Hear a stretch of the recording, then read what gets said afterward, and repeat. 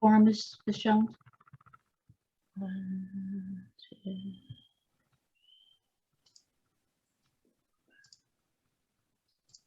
Yep. Excellent. I will call this meeting of the Board of Directors of the Community College Preparatory Academy to order at 6:35 p.m. on October 27th.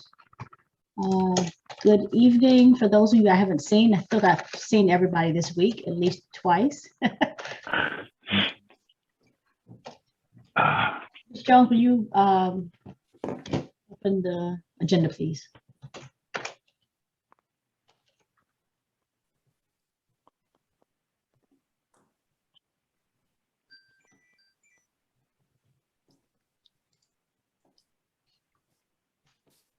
The board should note that this agenda has been uploaded into your board booklet. And I think you've all had an opportunity to review. I'll give you a couple of seconds to look at it again. And I'll entertain a motion to approve our agenda.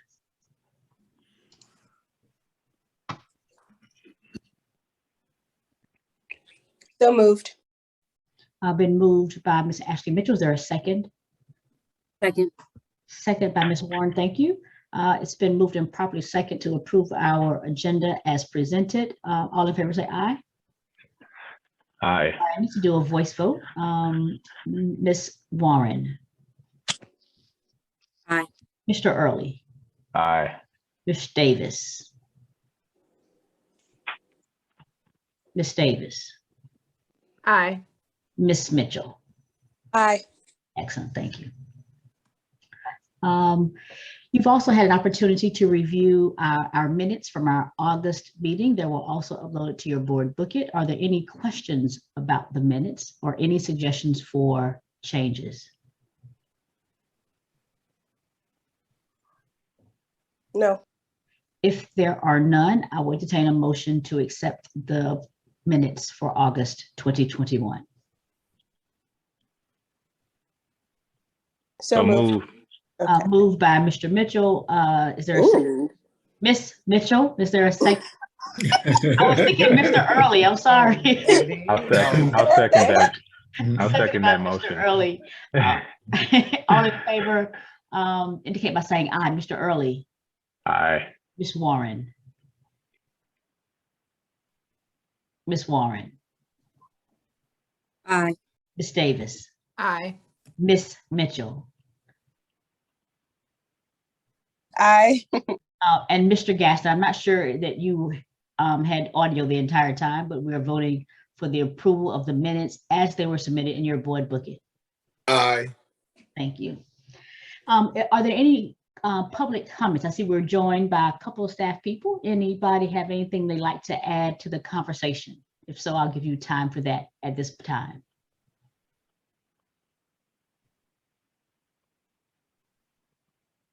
Okay, excellent. We'll move right into our committee reports and we'll begin with our Finance Committee. Mr. Treasurer, Mr. Early.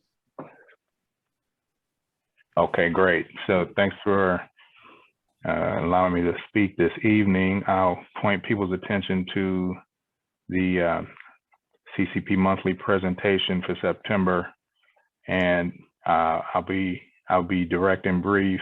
Yeah, the way things look, our financials look pretty good. There is a follow-up point we need to just talk through and get clarity on as it relates to the per pupil funding.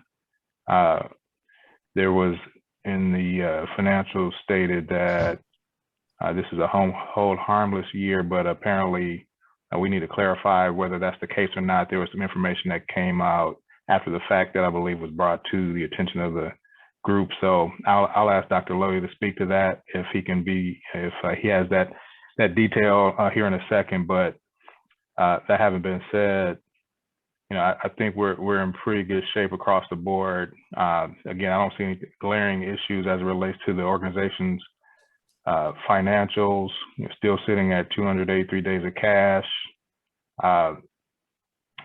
and you know, we're hitting on targets.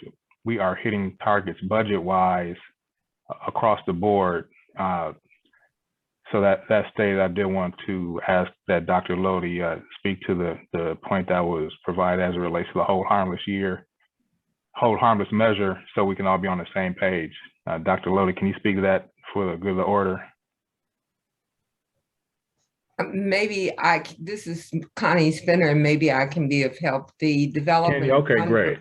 Fundraising Committee discussed the issue as a policy issue, and I am following up with a very brief, less than 1-page report on that status, and it will be in within a week.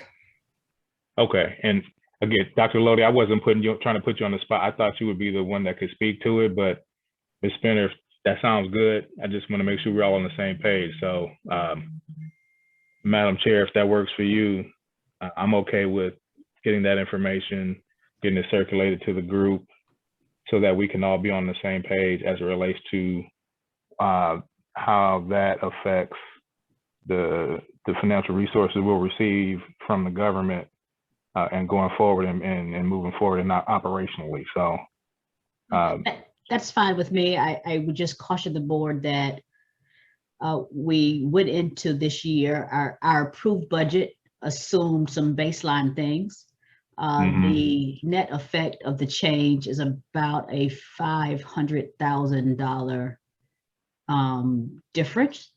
So we would need to reassess and possibly look at a budget amendment based on that change. At what point will we? So I guess we get the information from Ms. Spinner, we digest it, and then determine whether or not, to what extent we need to do a budget modification. Sure. It really feels like that there's an amended budget that happens regardless of why. If we are certain that our payments will be based on the 568 or something like that. 568, thank you. That's a different baseline than we had assumed. So in either case, there's a budget amendment. The question that you raised was one that was mine from our finance committee to understand why the information changed and at what point. So Connie is trying to recreate her records of conversation so we can clearly identify where the misinformation or late information got to us. Got it. So the question, it appears as though, is when were we told that we'd be funded at full 600, no matter the enrollment number, and when that information was shared with us as a body. Sure. Okay. So I would think that we should be able to, let's see, our next finance committee meeting is in a month. So that'll be something that we'll have at the top of our working list, if you will, to get clear on and then go forward as we need to. It makes sense to me. I would hope that we'd have those answers before our finance committee meeting. Okay. It is my intention that that policy question be answered well before that time. And just also from a funding perspective, the locked enrollment number won't be official until the end of November, when the OSCE enrollment period and official audit ends and that enrollment is certified. So the numbers go back and forth as they look at our paperwork student by student to count each student and verify, and that does take some time. So the actual ending number we're confident in, but it's at OSCE's hands at this point. So we'll know what that funding number will be in a few weeks from now. Dr. Lodi, could you tell us what the projected floor and ceiling is? Based on, I mean, we know that there's some minimum number of students that we've submitted and we know what the max is, right? The max is 570, but we are looking at, with some of the outside schools that have appealed the CCPrep's enrollment because of the duplicative nature of a student's enrollment status. There are about 7 students who fall in that category. So right now it's between 570 and 563.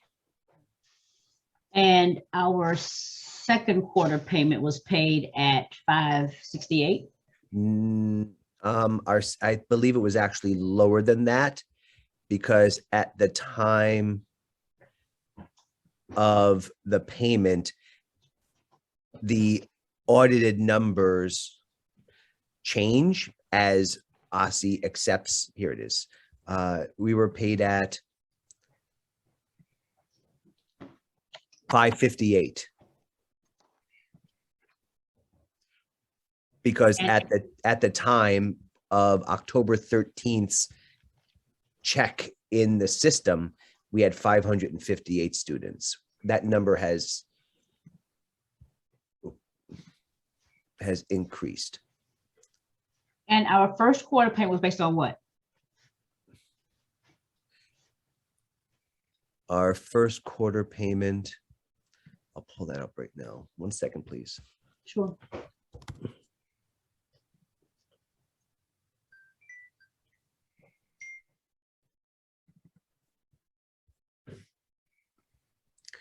$600. So based on the actual audited enrollment, they make the adjustment in our last quarter payment? Correct. So nonetheless, somewhere between 558, where we're paid now, and 570 will be the actual number, neither of which match what our approved budget is based on, Chris, to your question. Sorry, I was on mute. That makes, okay. So then either way, we're going to need to do a budget mod once we get the firmed up detail via OSSI. Yeah. Okay. All right.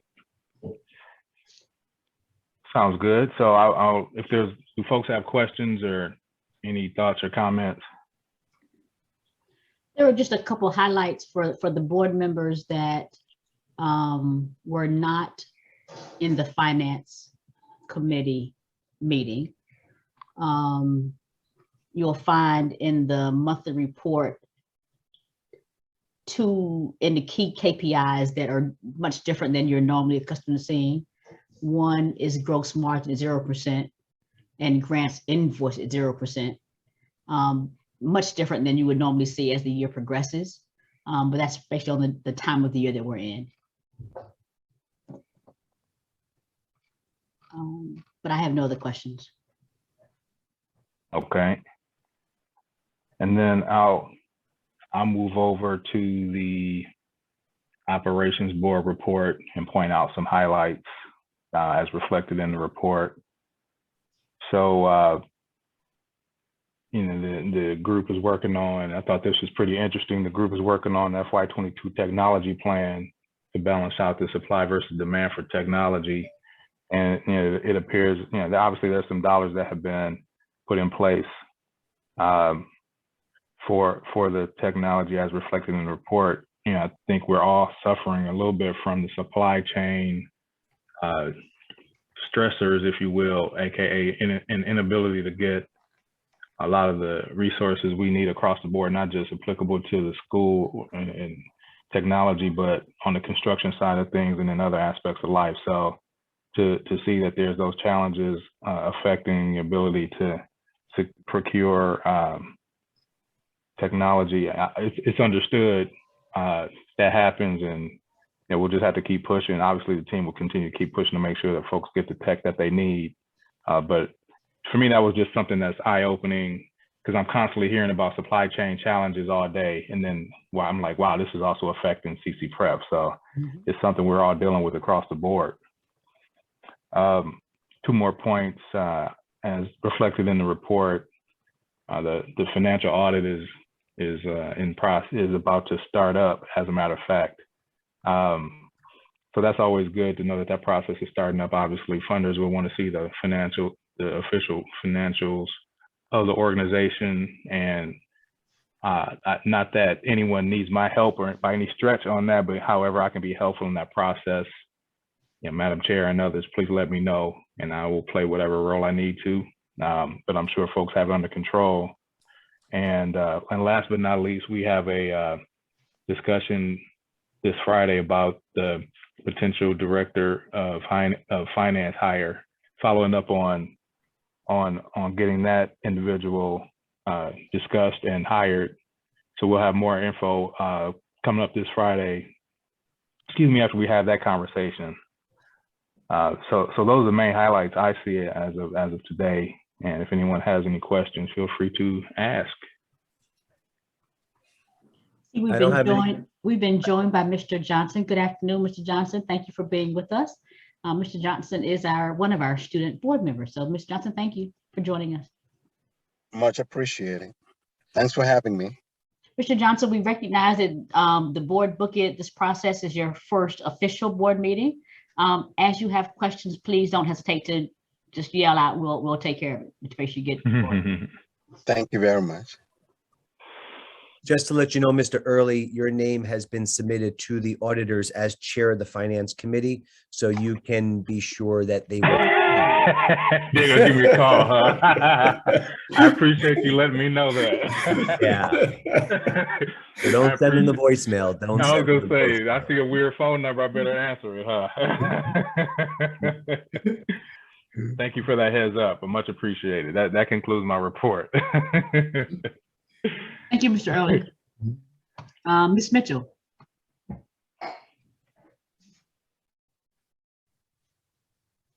Yes, ma'am. Governance and compliance. Absolutely. Jason, feel free to report on our behalf. Oh, okay. Let me get a minute to pull up that report, please.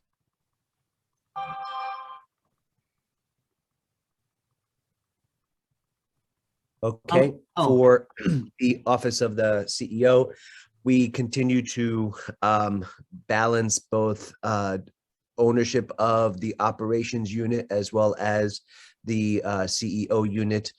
Within the CEO unit, we are working through the fiscal year 21 SOAR grant that was recently approved by OSSI, and finalizing the fiscal year 22 SOAR and ESSER 3 equivalent funds that have been allocated to us. SOAR is targeting student achievement, either school-wide or subgroups of students based on our program design, and SOAR ESSER equivalent. And I say equivalent because as an adult charter, we really don't qualify for ESSER funds. ESSER funds are directly from the federal government as a response to post-COVID learning loss and getting students back in the building. That's K-12 funding, but with the equity funding approach that DC has for charter schools, they provided a formulaic grant for adult schools and alternative schools so that the similar funding stream can be allocated or can be provided to all schools in the district. So we're grateful for that. And that focuses on, again, addressing learning loss and reopening schools safely. And these are all reimbursable grants. So we have to spend the money first and then request reimbursement from the Office of the State Superintendent of Education. Just to let you know, also, there will be a sub-grant that is going to be distributed. The notice just went out today that the grant is now live in the grant management system for us to apply for funding that will support facility improvements or impacts as it relates to COVID and post-COVID instruction. And CCPrep is estimated to get about $160,000, about $80-something thousand per campus. But that is a grant that we will need to apply for. The closing date for that grant is December 12th, I believe. The CEO unit is also working on supporting the search for the new director of finance and logistics. We were very excited to have had a wellness center ribbon cutting on September 29th, and the event kind of sparked the official opening of our wellness center, although we had a soft opening in July with the start of some programming and delivery of concrete services to students for both food and clothing. At that event, we had some VIPs, namely Ms. Monica Ray, our board chair, Dr. Michelle Walker-Davis, the executive director of the Public Charter School Board, Dr. Ramona Edlin from DC Charter Alliance. We had representatives from Councilmember Anita Bond's office, and it was just a very positive event by all. Upcoming events I want to highlight for all the board members to know is that the first 2 weeks in November 8th through the 19th, we are bracing ourselves for a quality site review from the Public Charter School Board. It is a 2-week window. At any point during those 2 weeks, the Public Charter School Board will send representatives to do classroom observations utilizing the Danielson framework to measure the instructional quality, student engagement, staff interaction with students, and school culture and climate. And those domains will be used as a piece of evidence for us to then use in our data collection process, since we are absent of data in this non-PMF post-COVID middle ground between the old accountability framework and the proposed accountability framework. Also, the first week in November is also going to be our audit. So the auditors will be working with us the 8th, 9th, and 10th of November. Dr. Christina Grant is going to be visiting. She is the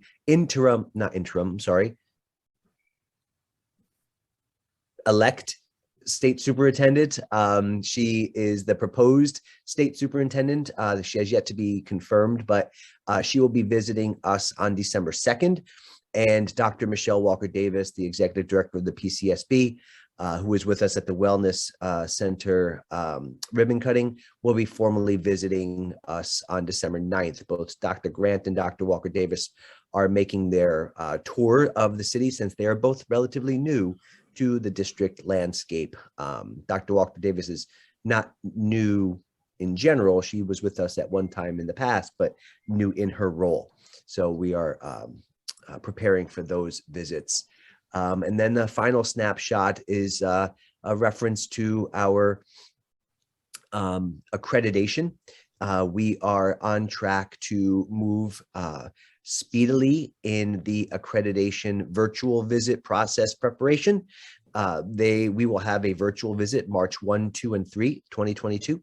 And an accreditation committee has been formed, and there are 2 board members who are going to join us in the crafting of our executive summary, which is the largest body of work that we will submit in proposal for our schools accreditation to be renewed. So we are, pardon me, we are excited about that process and positive in our view that our request for accreditation will be positively received, and a site visit will be facilitated without any concerns at this point.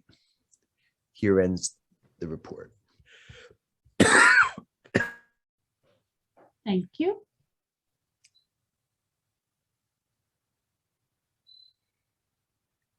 Ms. Mitchell? Sure thing. And I guess is Dr. Henry? Yes, I'll give a Yeah, just a brief summary. okay. So to summarize our academics and training September report, our just want to show something really quickly. Just Ms. Jones, can you enable sharing for just 1 second for me?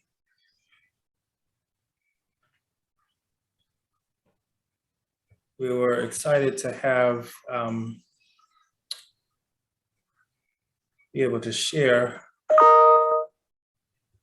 All yours. snapshots of our students on campus. So this is three of our classrooms, like MOS to the left, and 2 of our GED classes on the right. The right top right is our GED Humanities class, and the lower right is our pre-GED class. It's Mr. Drummond, Ms. Lee, and Ms. Michaelopoulos. So we're excited to have our increase in overall on-site participation.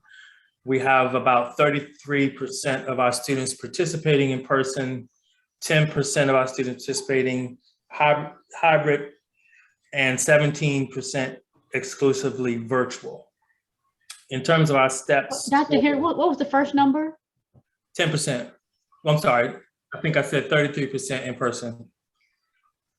I don't get to 100% with those numbers. The 40% of students that were educationally engaged are those students that we carried over from the day that had not made it to the seat yet. Gotcha. And in terms of our steps toward meeting our persistence floor of 60%, today we have over 374 students who've completed their initial table assessment, which positions us to meet the 340 needed for our floor based on our total enrollment.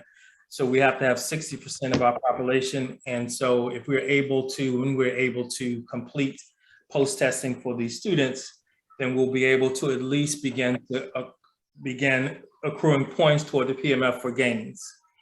And our post-tape testing window began this week and will continue through December 10th. Testing has been built into all of our classes with a 3-day window, with the third day being the makeup and the first and second reading and math respectively. Interventionists are assigned to all students for both math and reading. And so these are the individuals that will be proctoring the post-test as well as working alongside of students to increase their gains. And so their frequency of support currently is 1 to 2 times a week, pushing into class, 2 times a week for our GED courses and once a week for our CTE courses. Students now also have a formal course entitled To Improve Their Digital Literacy. It's Computer Essentials. And they also have available to them a Computer Essentials lab in the evening 3 days a week. Additional supports for our students include academic support labs that are also facilitated by the math and reading interventionists. And these will begin the second week in November to support students. So they will be assigned or referred by the classroom teacher, as well as they can self-refer to join virtually or in person for academic support. And as Dr. Lodi said, in just a few weeks, we will begin our quality site review and have made preparations instructionally as well as in our classroom environments. The team will be observing 50% of content classes and a sampling of our CTE courses. So as a team in preparation, we have reviewed the previous QSR reports, conducted PD on the Danielson framework, as well as conducted classroom observations in preparation. And so that is my summary.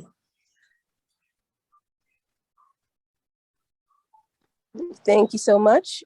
You're welcome. Any questions? If not, quick update from Mr. Gore.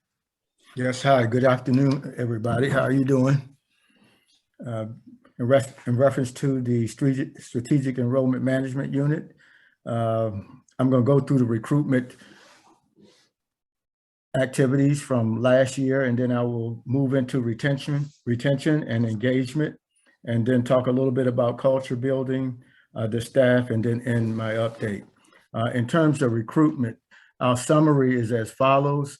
In terms of the prospects we were able to attract to the school, that number was 1,526 prospects. That means that 1,526 people reached us in some way, either through our internet, Facebook, telephone calls, face-to-face contacts.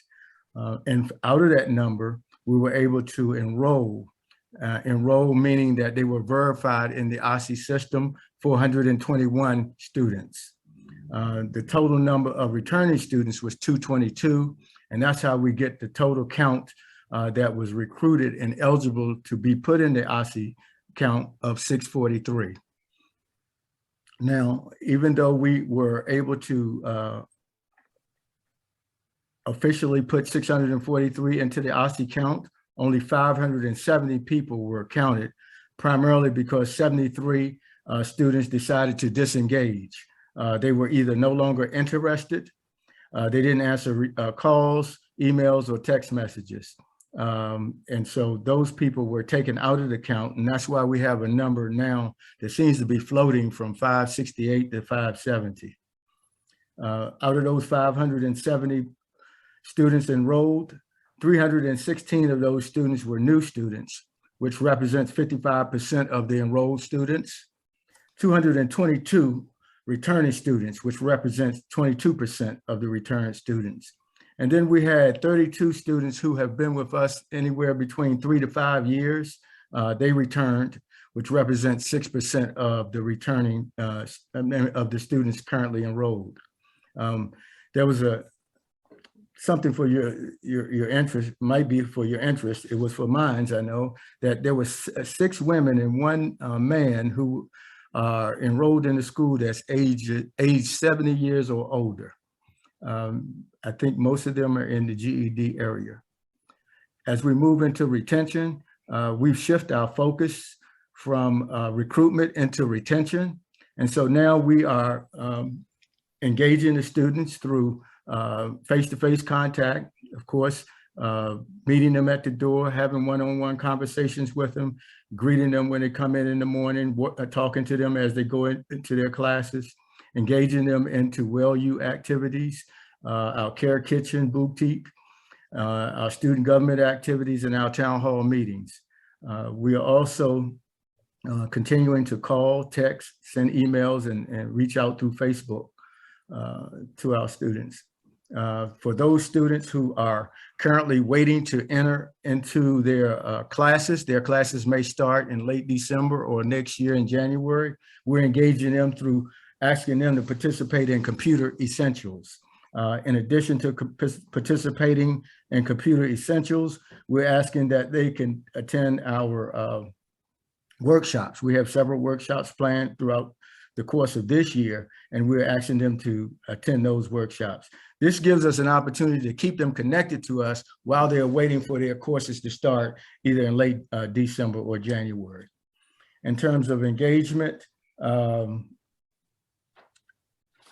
we have our recruitment and retention team focused on totally engaging students who are not showing up at school or those who have not taken the TABE pretest. And so that unit is working to bring those students back and has been successful. Over the past 2 weeks, they brought back 21 students. And that effort has involved reaching out to them using technology, as well as asking other students to let them know that we are interested in them coming back into the school, taking their pretest so that they can start their goal. In terms of staff, this is a new staff, probably, I think we have 6 new student success specialists. They are highly engaged. They are excited about shifting from recruitment to retention, and they've started contacted their students to set up monthly meetings.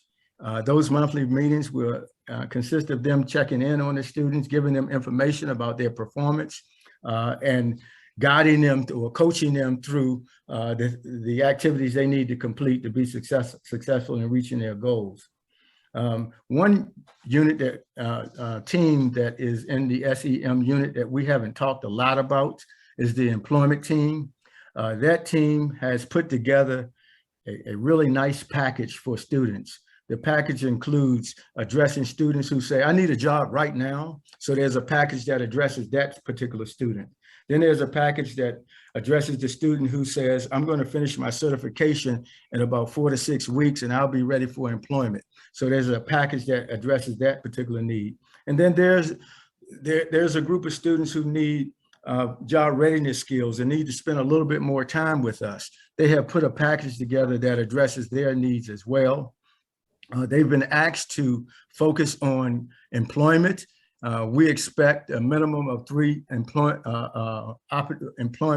placements a month, and the team believes that they can do that.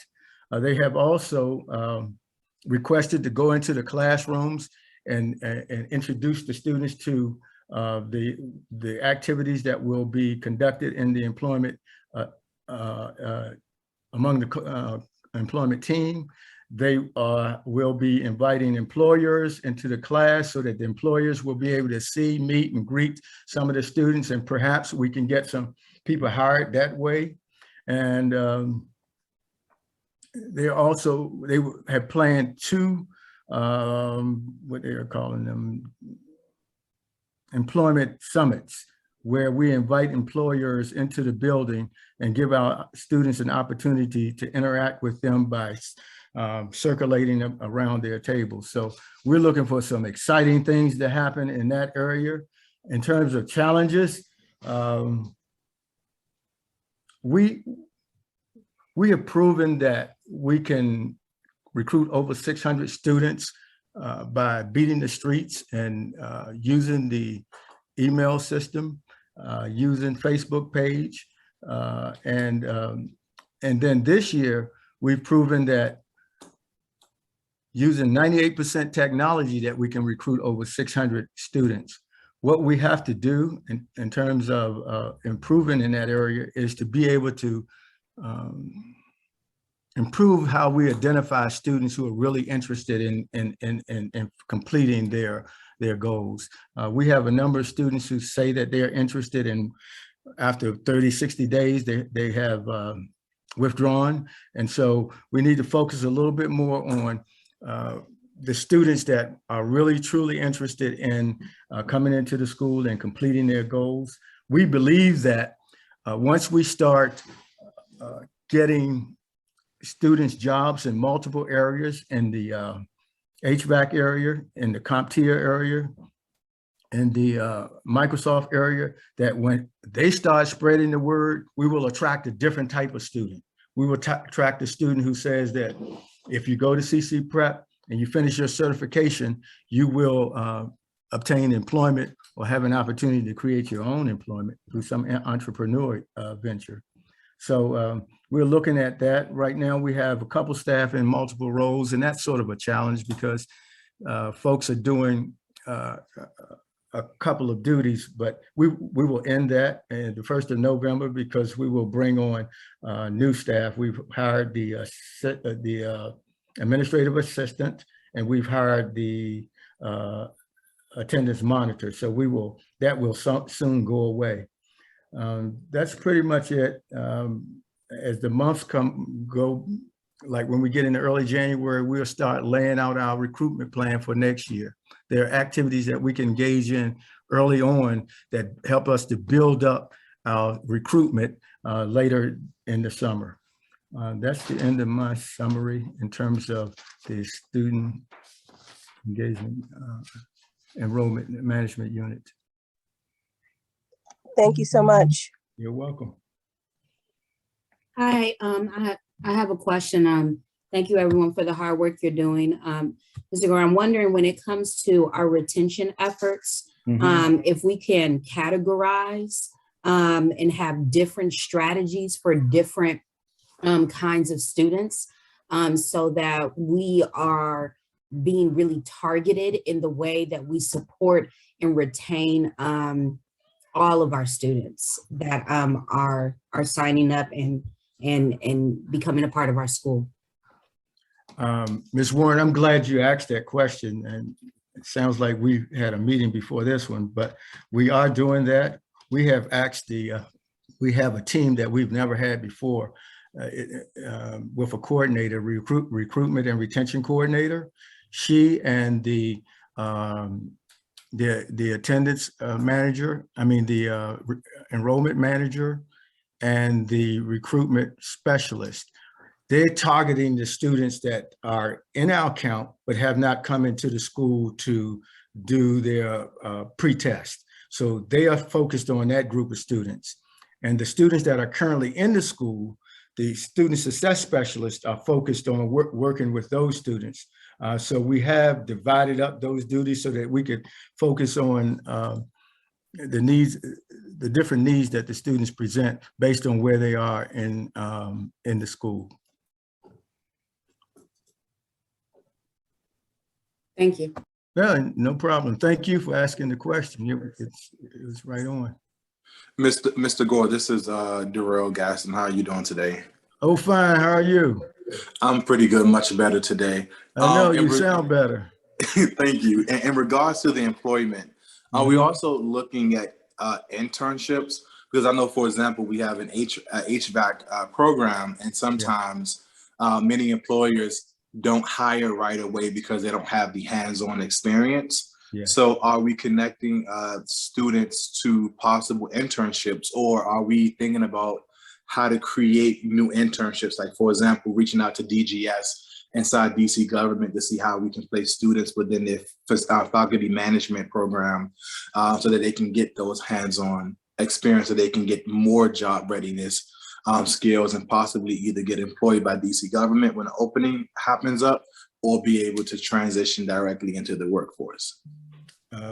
Thank you, Mr. Gaston, for the question. Again, in my haste, I omitted speaking about the internships that we will engage the students in. Yes, that's part of it. I really would like, if the opportunity presents itself, for you guys to get an overview of what we've put together in that employment, with that employment team. Yes, the internships have been included in that area. I appreciate you identifying DGS. I will make sure that we reach out to that group to see if we can have some internships there. But it would really be nice if we could spend some time and go through it. It's about a 20-minute presentation. I think you would get a lot out of what we've done in that area and see that we've targeted students where they are. And we've also targeted employers that matches the training that we are giving our students. So if the opportunity ever presents itself, Mr. Noble and Ms. Owens, who are the employment specialists, have a really nice PowerPoint that would cover some of the things I'm missing because I am maybe rushing. Oh no, you're fine. I think we can possibly set that up at the next committee hearing. And then also too, not to mention, in the Department of Employment Services, their Office of Apprenticeships also help with internships. And I don't know if you know, every certified company or CBE that has a contract has to have a certain number of set aside for not only jobs, but also apprenticeship hours as well. And so that's another opportunity that we can get some of our Ward 8, Ward 7, Ward 5 residents to be able to intern with some of these CBE companies to get another hands-on experience that the employers can be able to say, hey, Darrell Gaston interned with us. We know he can do the job. We got this contract over here to rebuild this school. We can put him on over there. So I would love to witness and view the presentation, but also work with the team to ensure that we expand the internship pool so that we have as many opportunities as possible. And thank you for the hard work of helping create the next step after education, and that is actually the workforce arena. So thank you again. No, thank you. And I'll be reaching out so that we can set that up immediately to talk about the internships and then create the opportunity for the team to present to the committee what they're doing in the employment, what the employment team is doing for our students. Thank you.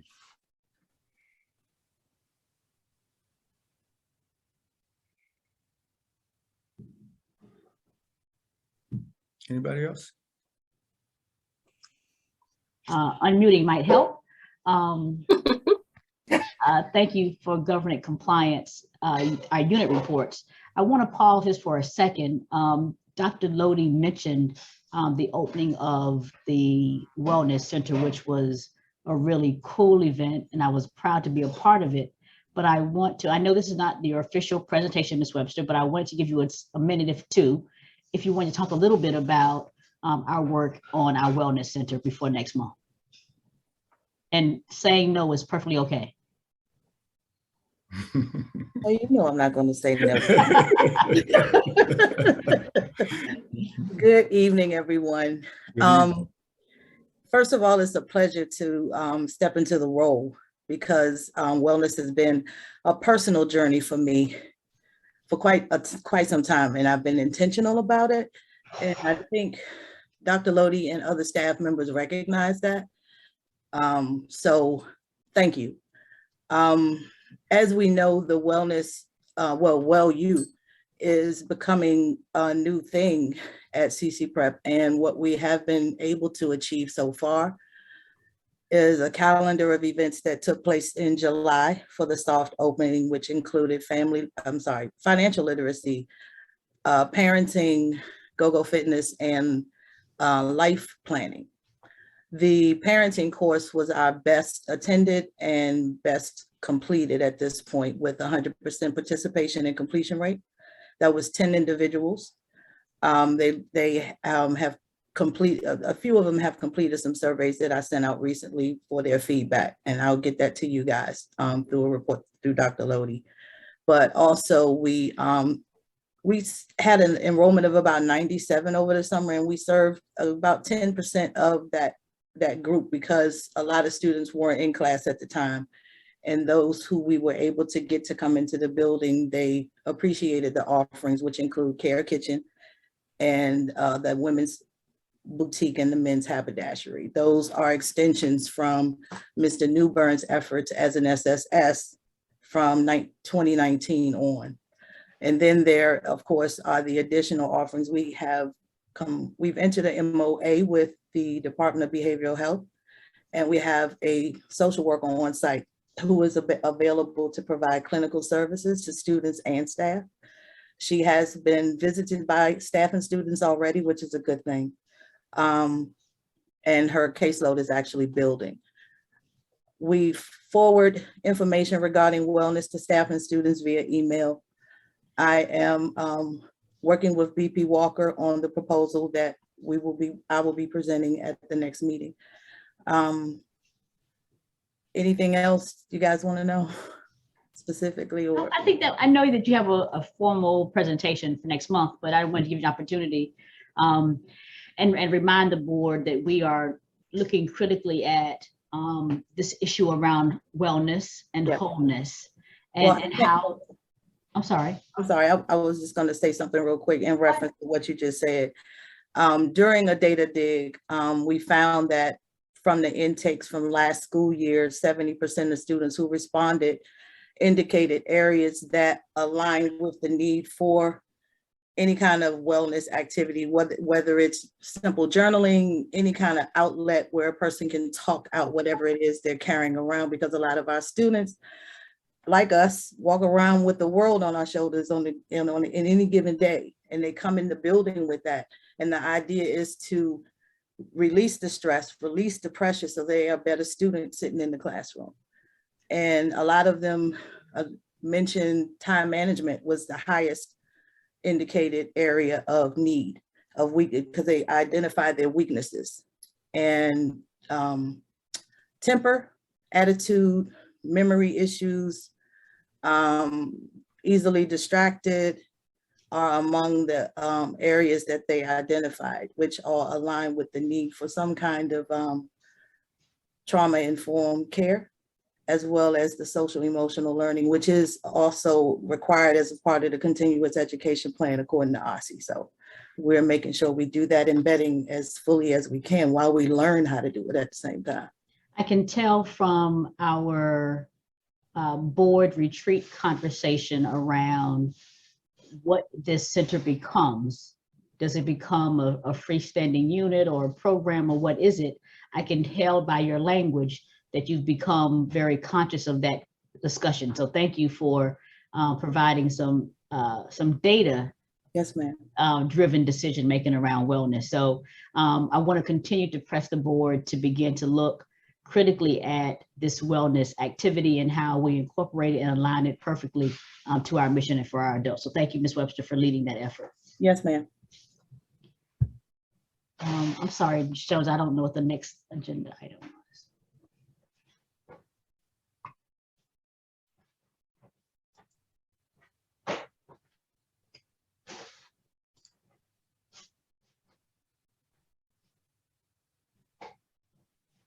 Thank you. Our Development and Fundraising Committee report. Ms. Spinner, would you like to update us from Development and Fundraising updates? I will attempt to do the Dunbar axiom and be brief and be brilliant. And be gone. There you go. The Development and Fundraising Committee met and reviewed some critical questions around the need to document more and better. And ironically enough, Dr. Lodi has begun a rigorous data development and review process that aligns with that need. In the upcoming month, we will be focusing on the teamwork around the accreditation, which you've heard folks talk about. I've also, at the request of the board, going to look at frameworks for policies as well as for answering questions that have to do with policy issues and bringing that to the whole board on a regular basis. We did the year one in both a PowerPoint and a 2-page report. We are now working on year two. We will be working with students on advocacy and doing a lesson that should lead to their advocating for what they think works in the school, not for the school so much as for the experience they've had. We will also be focusing on Giving Tuesday, which happens the Tuesday after Thanksgiving, and fundraising, and we will be developing a special letter for the board to send to friends that to encourage them to help us match the funding and maximize what we are able to accrue from Giving Tuesday. We are working with a team that includes Dr. Lodi and our data person on the accreditation, as you heard. And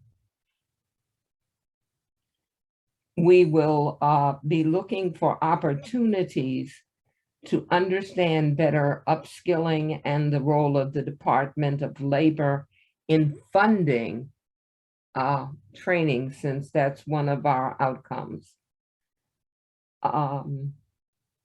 We will continue to work with the charter leaders and developing the policy tracker, much like the funding tracker that we sent this month. And in fundraising, again, the focus will be on Giving Tuesday and on encouraging the corporate funding that is usually easier for us to work toward than the traditional philanthropy.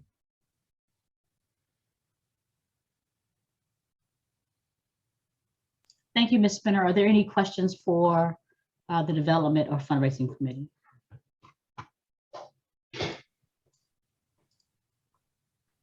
All right, I will move to old business. I think all of the old business is in my court.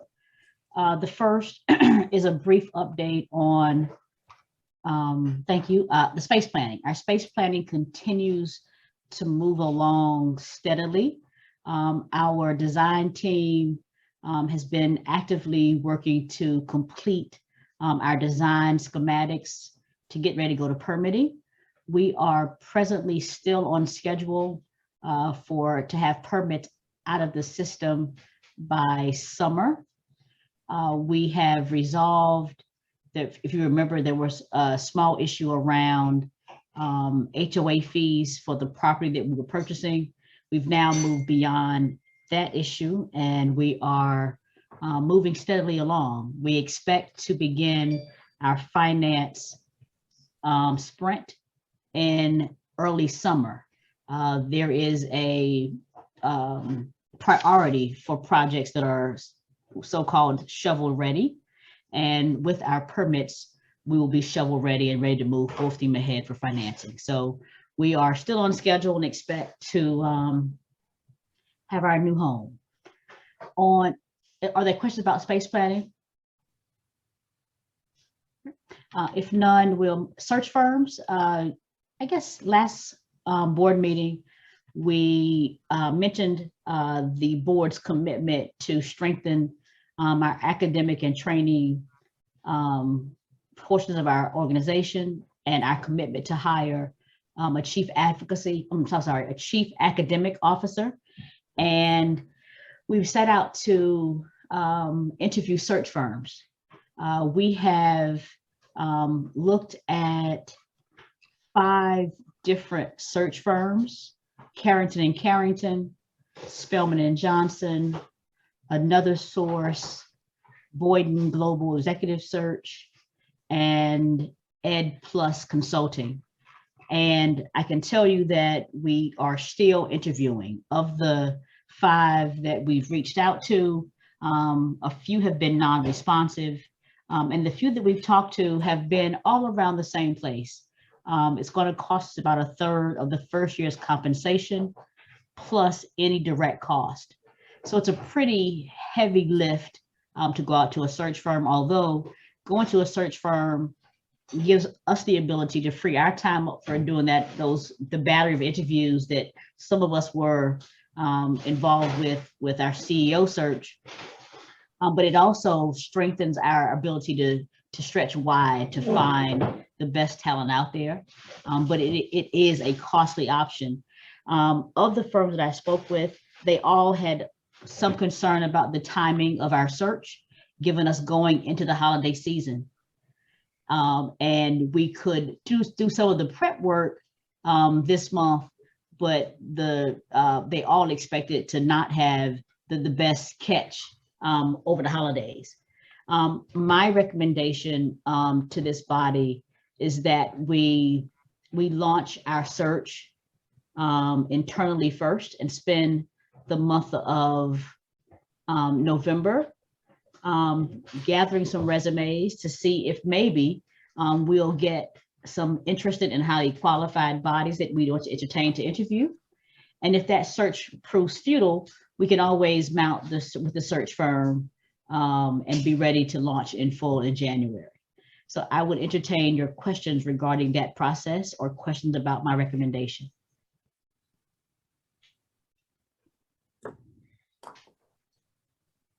Monica, the search firm sounds like they made a comment about the challenges of hiring during the holidays. Did they make any comment about just the difficulty in hiring, period, notwithstanding the holidays? Because I'm hearing that it's tough to get good folks these days across the board from a hiring perspective. Interestingly enough, none of them said that. Now, mind you, these are all fee-based service providers. So it's not necessarily, I would expect them to say, we can't find anybody. Sure. And maybe the holiday conversation was their way of doing that kind of mildly without talking about the challenges within the market. But when it was first raised, I listened intently, but then I thought about the fact that many in the academic world, they've just started a school year. And many of them may or may not be disgruntled already. And they may not be in that active search before the holidays. People want to kind of stay settled and celebrate and then start new in the fresh year. So I heard it, but I think that we have to pay the cost to advertise in any case, even with the 1/3 of the first year salary as the fee for the service. We still pay for all the third-party costs. So the cost to advertise it Indeed or whatever the employment sites are, we still have to pay for that individually anyway, over and above the 1/3. So we could possibly save us 1/3 of the salary by advertising ourselves and seeing if there are some excellent choices that come out of it. And then if they don't come, we can still go to the search firm. Right. That makes sense. Is there anybody out there we would want to target and just have a conversation to see if there could be some movement? That's a really great question. And I think the answer is yes. Mhm. Was any mention, I'm not entirely familiar with the job market in adult education, unfortunately, but was there any mention of just a general, the job shortage, excuse me, associated with, COVID-19? Would that make this search more difficult or less difficult, you think? Well, nobody mentioned a job shortage. I think the big discussion with 3 of them was that you're clearly, the groups of people that you're pulling from are almost 100% already employed. And the question is, do they want to leave where they are? Mm-hmm. And the target was, for many, were based on the job description we provided, they believe that the target market was community college administrators, principals of high schools, Mhm. and superintendents. Would be kind of where our best resumes would come from. And based on those categories, I'm not sure there's a shortage at all in those kinds of people. I see. They're employed. Not only are they employed, but they're a group of people that the most recent policy research says they're leaving, that the work is too hard, they don't want to do it, and the really, really good people are going elsewhere. Monica, are we able to take into account, as we're choosing a firm that can give us recommendations that will make the position more attractive, and give us some ideas of things that we can do so that we can attract and retain? Yes, every firm that I talk with, there's a kind of a preparation process. And that prep process is a thorough review of your position description. They make recommendations around how to strengthen it or how to remove those things that are going to reduce your number of hits. You then agree on what that search looks like, and then they launch. So yes, that's a part of everyone's process. Mm-hmm. Thank you. Monica, this is Darrell. So did they explain to you what the third of the cost would cover, since it doesn't cover like indirect costs? It covers that's their fees. That's what they charge us. It's like going to the store and asking for a soda, right? It's $1.25. Period. That's just their fee. That's their fee. Well, I mean, I was being funny, but it really is. It's the cost that it takes for the staff people who are going to post it Indeed and monitor Indeed and accept resumes and screen and check references, all of those things to get you to a candidate. If you could imagine, when we did the CEO search, Ms. Robinson was involved in that process deeply.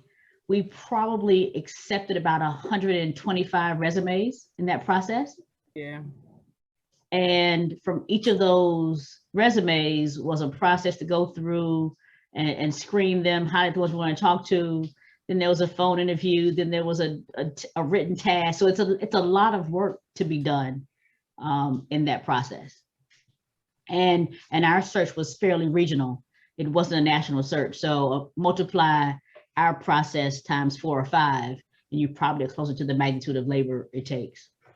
Okay. And did they give a rough estimate about how much the indirect costs would approximately be?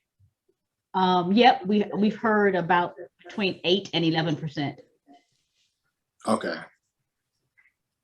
So I use the 150 as an easy number, a $50K fee plus a $10,000 indirect cost is what we're talking about. Okay. And then my last question is, if we look internally and find a couple great candidates that blow our minds, would we then consider one of them, or would you still want to, after the holiday, expand and use the search firm? I love to have my mind blown. So I would hope, and if I can do that for less than 50K, I'd be happy with that. Okay.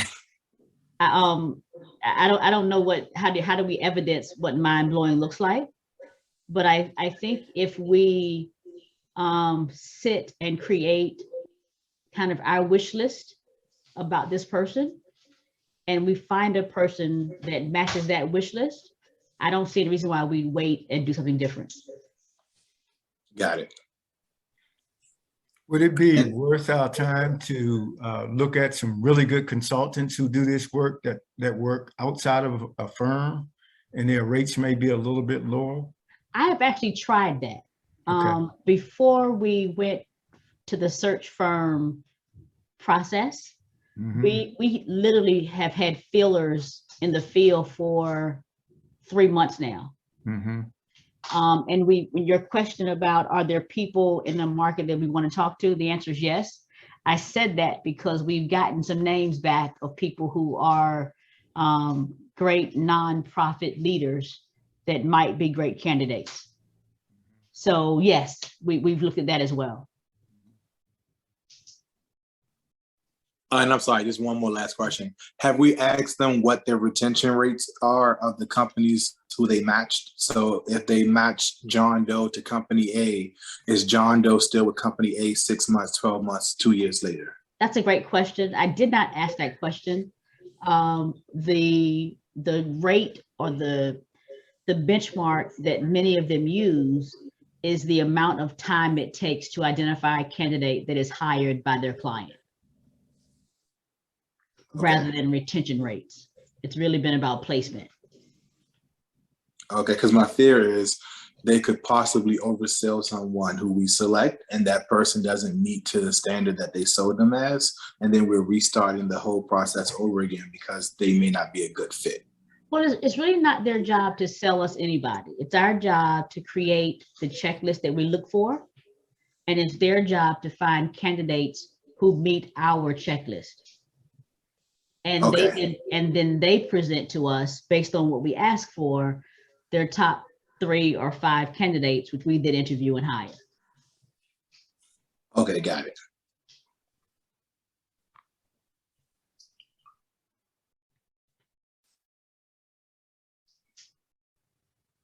Other questions around search firm, chief academic officer, and our space planning?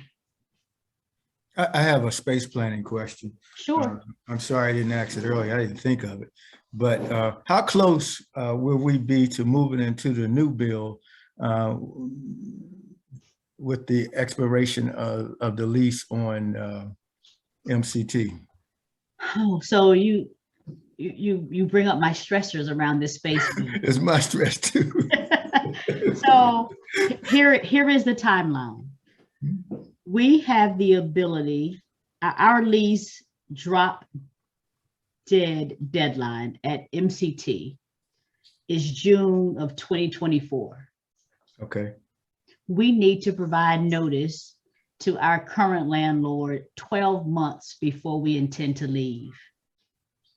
So by the end of June in 2023, we have to say we plan to be gone. Gotcha. So, and I'm going backwards intentionally.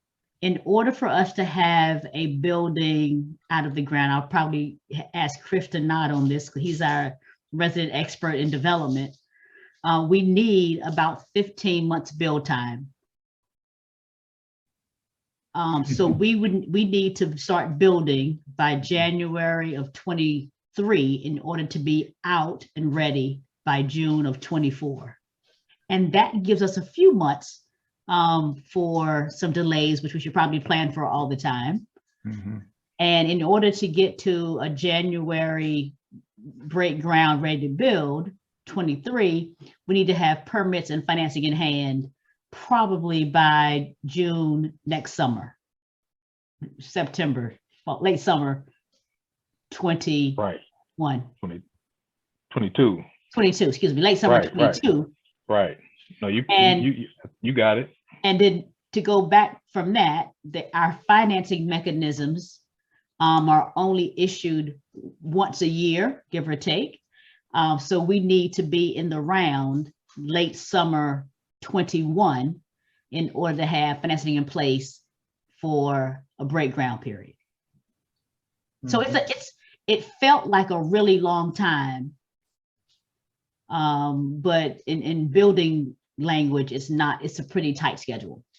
The biggest risk that I think we have is when we begin to play scenarios, what happens if we don't get picked up by a new market tax credit package next summer? What happens?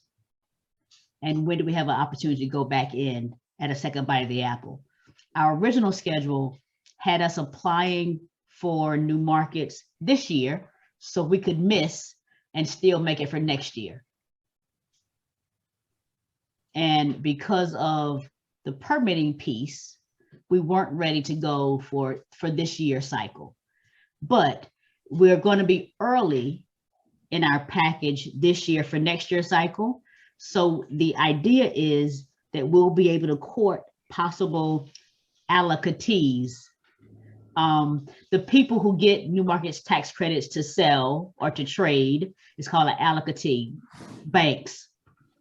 We'll be able to court them and have them submit our project in their package for their allocation.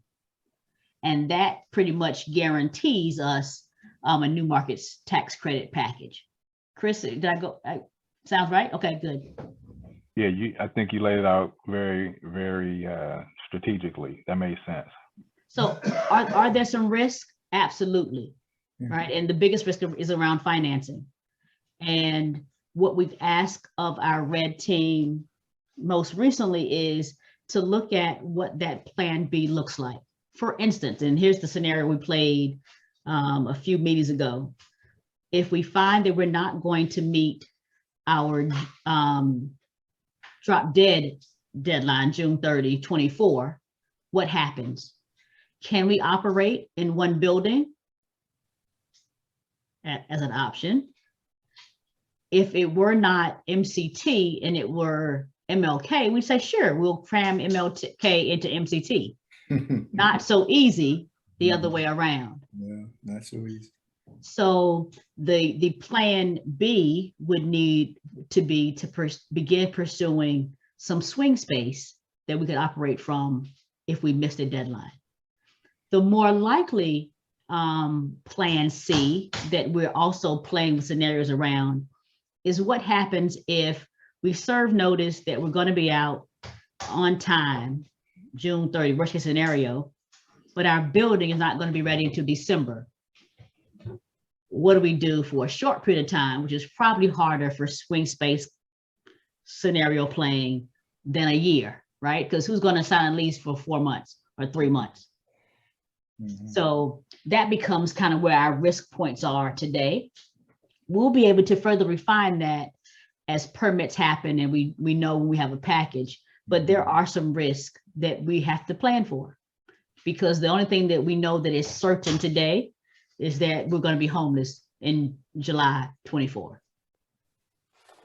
So is the option for having a conversation with our current landlord around our risk to extend, is that off the table? It is not off the table. I have actually raised it. Not that I want to. Right. Our goal has been to leave sooner than they drop. Yeah. They are not excited at all. They have larger plans that do not include us. Sure.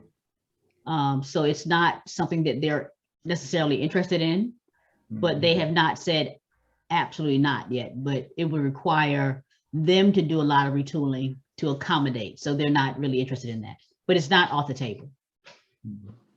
Thank you. You know, our current landlords are, while renovating our campus, they're also building the Farabee Hope campus.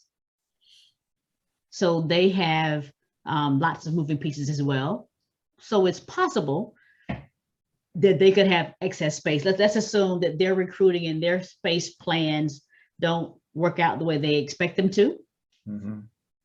It's possible that they could have excess space and could accommodate us, but you know, their moving parts kind of paralleling ours. Yeah. Any other great ideas? I'm open. Mm-hmm. I'm definitely open.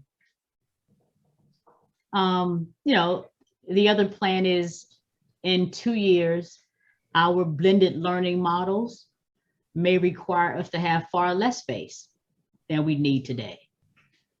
As we build culture, and when I look at almost 50% of your recruitment pool being new students, that should yield a different culture. And if those students don't need as much hands-on intervention, we may need fewer classrooms, and we're able to do more online than in person. So there's lots of scenarios that we'll be playing over the next year while we figure it out. I am confident, and I pay my tithes, that that things always work out in my favor. So it's just a matter of me getting there. Yeah. Other questions around either space planning, search, or any other item on our agenda for tonight? No, just that, thank those of you who asked the questions about what we're doing in with the employment team. If you have access to any employers or any organizations that are looking for folk, we could use that information. So I know we're going to set up a meeting with Mr. Gaston, but if anybody else have any contacts that we can utilize to refer our students to for employment opportunities, we certainly would appreciate getting them. I want to say to you, one, I meant to say it when you're doing your report, I like the idea of the employment summit versus the job fair.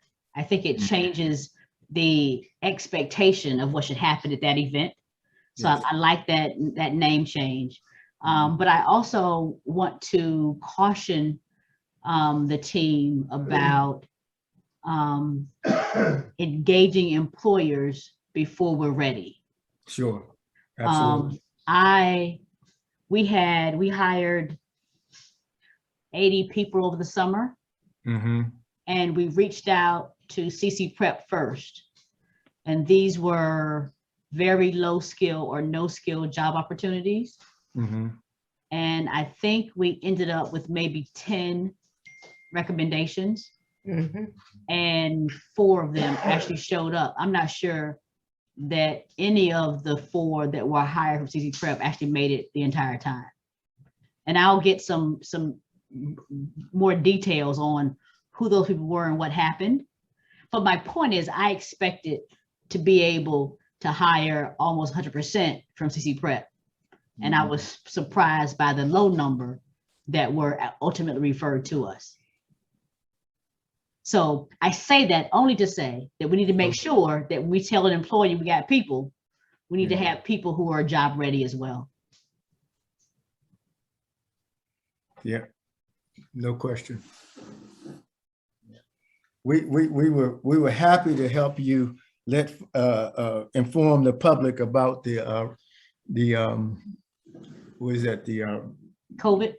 No, the railroad track that went down 8th Street. Oh, streetcar. A significant role in that. Yeah, yes. we played a big role in that. So absolutely. We owe you one. We'll come back with that type of personnel. No, I agree. I agree. On streetcar, you guys showed up, consistently showed up. Yeah. We didn't have that same success this year. Yeah. But doesn't mean I'm not coming back. I just want to make sure that as we engage more and more employers, we have bodies that are ready to go to work. And what I found is, in many cases, our adults will say they are engaged because they want to go to work. Yeah. But they don't have all the pieces together to necessarily go to work. Well taken. There was a young woman though, we did a focus group a couple weeks ago who was in your CompTIA class. Do you remember her name, Jones? But she was, Give me 2 seconds. she was an excellent representative of the school. So I'm always happy when we have an opportunity and we go to CCPrep, and I'm impressed with the talent. And she was definitely one of those people who showed up and showed well for the school. Candace Wright. Candace Wright is her name. Mm-hmm. Thank you. If there are no other questions, comments, thoughts, announcements, Daria. This is off topic. Have we addressed or spoken with Kip regarding the break-in? I don't know. Dr. Lodi? Yes, we met with them Monday morning about the break-in and the other security issues around the dismissal and Wheeler Road chaos with the number of students coming and going. And they were very transparent in that they're fairly overwhelmed themselves. And Ms. Robinson was in the meeting with me that morning, and they are working on redistributing the security guards around the space. They have an overnight guard now, so they have guards in the building 24/7. They are installing an alarm, and they are also putting in place some additional cameras in more strategic spots, and they're going to be connecting our site to their alarm system. So we will also have an alarm. We don't have an alarm right now, so they're going to be adding us to that, but they're still trying to figure it out themselves. So it sounds like, so they are taking the security seriously and understanding that the dynamics in that environment that we are in is different from before what they're used to. Yeah. Very much, yes. Yeah, I think there's a tremendous amount of pressure from their central office on them, given the amount of money that was put into that addition and the renovation, to have a lot of stuff just kind of destroyed. Their delay in implementing a lot of these security measures, they were like, if this had happened 2 weeks later, we would have had all of these security mechanisms in place. I'm not so sure that's the case, but they definitely have now a motivation to implement and install all those additional security features and to connect us to those security features. I don't know if that was originally part of their plan. I didn't get the sense it was. Okay, I would have loved to be in that meeting, but can you make sure you keep us posted on that? I want to make sure they take this serious and understand fully of the environment that they're in, and this may get worse before it gets better. So I want them to fully understand that. Ms. Robinson, do you have anything to add? Well, I'm in contact with them almost daily, with the operations manager or director, and also their security, this supervisor, their security. So I'm contacting them outside, patrolling, watching what's going on. I tell you, dismissal is chaotic. I don't even know how. The kids are fighting, it's a lot of fights. Even the parents are fighting on the main street, and the kids are kind of like up in our parking lot in our area. So I don't know how they can control it. I don't know. I see more DC cops out there now. They've even hired, I think, the event staff that's out there assisting. Just today, I left a little about 3 around their dismissal. It took me almost 20 minutes to get out the parking lot. Did this break-in happen during dismissal? I think the break-in, I think they said it happened. No, it didn't happen during dismissal, but it was like a Friday about 1 or 2 in the morning. Okay. Even that Sunday, I worked that Sunday, and I told Dr. Lodi, I saw a guy standing in the parking lot by the dumpster. I saw him, but I didn't, question him. They could have been in here during that time. So I don't know. I don't know what else could be done, you know, because they're able to get in. They're able to get in. They're in the parking lot. The gate that they were supposed to put together has not been installed yet. So I don't know, but it's really chaotic out there every day, every day. It's, I know we're not a young people school, but when I think about the way you guys are describing a KIPP environment, because KIPP is supposed to be kind of top Be nice, echelon. Monica. I'm sorry. I was saying be nice. Was I not being nice right then? I mean, because I wanted to say, I guess their violent interrupter program is not working, but. Oh, so you were thinking for you to be nice, not me. But my point was that KIPP is probably the top echelon of K-12 charter schools. Yeah. And if a KIPP environment is one that is as chaotic as you described, can you imagine what our kids are going through in other schools that don't have the resources, quite frankly, that a KIPP has? Yeah. So we got to stay diligent on that as well. Mm-hmm. All right. Anything else? Terrell? No. Ms. Spinner? No, you said it all. And having lived through the KIPP experience, every time you've said they're the upper echelon, I have to restrain myself. But I mean, you know, whether you like KIPP or not. It's not about like, it's having had to live through every other day, having parents, grandparents, and the children fighting in the building. Yeah. In front of the building every day. I get it. My only point is they have resources and they're struggling with this population. So you can imagine what a Baloo or Anacostia is going through at this time. So Ms. Spinner, I definitely feel your pain, but coming from other charter schools I've been on the boards, KIPP was the best option that they had as far as the violence prevention. However, that also made them a little cocky and arrogant, thinking they had all the answers. And now they're realizing that when you change the dynamics of the environment where you're at, the kids that you're now servicing, the parents you're servicing in a different area, it's a totally different ballgame. And so they're getting smacked back in their face. Yeah, and you're saying what I feel. I mean, I just know that they have KIPP schools all over Ward 7. They do. But this is a whole, but we all know Ward 8 is this is an entirely different dynamic they had. And the other piece that KIPP is suffering from, and I give this example often, you guys know I also co-chair Cedar Tree Academy. And Cedar Tree Academy was the upper echelon of charter schools for years. And as a result of that title, we began to recruit more and more kids, and our culture became diluted. Right? When we were a small school, we were excellent. And as schools went out of business and schools were closed, they were giving us all of these kids from closed schools.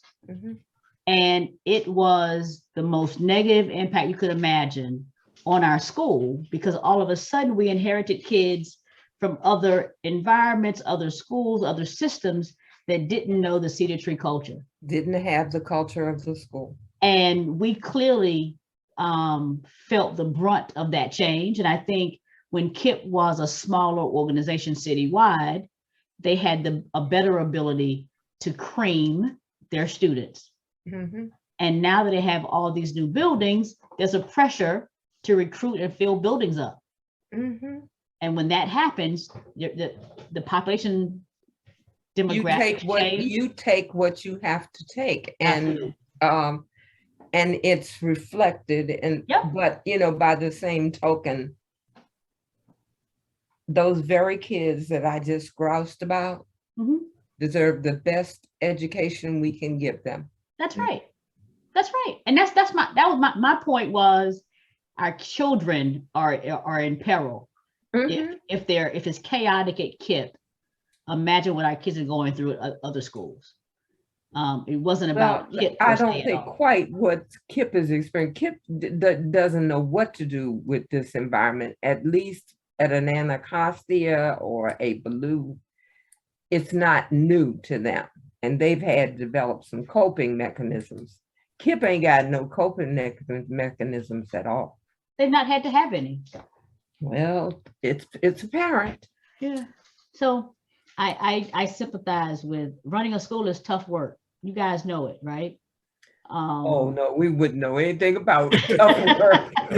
So I try really hard to be patient with other schools. I want people to be patient with us as we figure this thing out. Mr. Johnson, I didn't get to hear your voice other than say good evening, but I want to thank you for volunteering your time to serve your fellow students. And I am hopeful that by your presence on this board, you can help us be better at how we serve the students at CCPrep. So thank you. No doubt, no doubt. If there's nothing else, guys, I will entertain a motion to adjourn. So moved. Excellent. Have a good night, guys. Good night, everybody. Have a good evening. Good night. Good night.